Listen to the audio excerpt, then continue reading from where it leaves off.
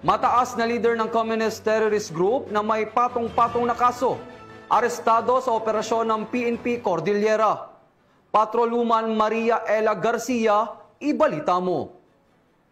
Matagumpay na aresto ng Police Regional Office Cordillera, katuwang iba't ibang unit ng kapulisan at militar ang isang mataas na ranggong personalidad ng Communist Terrorist Group na may patong na 2.2 milyon sa kanyang ulo sa isinagawang operasyon sa Baguio City. Nito lamang ika-30 ng Oktubre taong kasalukuyan.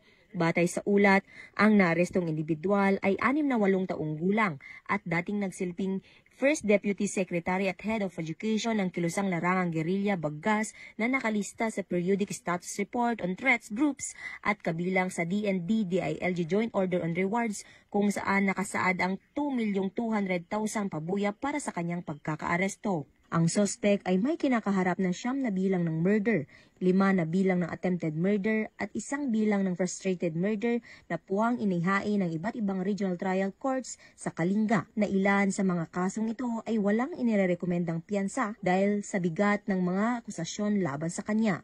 Matapos basahan ng kanyang mga karapatan sa salitang kanyang naiintindihan, dinala ang akusado sa tanggapan ng pulisya para sa tamang dokumentasyon at wastong disposisyon bago i-turn over sa kinaukulang hukuman. Ang matagumpay na operasyon ay patunay ng walang humpay na dedikasyon ng PROCAR at mga katuwang nitong ahensya ng pamahalaan at militar sa pagpuksa sa terorismo at pagtiyak ng kapayapaan at kaayusan sa buong rehiyon ng Cordillera. Mula dito sa rehiyon Cordillera, ako po ang inyong PNN correspondent, Patrolwoman Maria Ela Garcia, alagad ng batas, tagataguyod ng Balitang Pulis.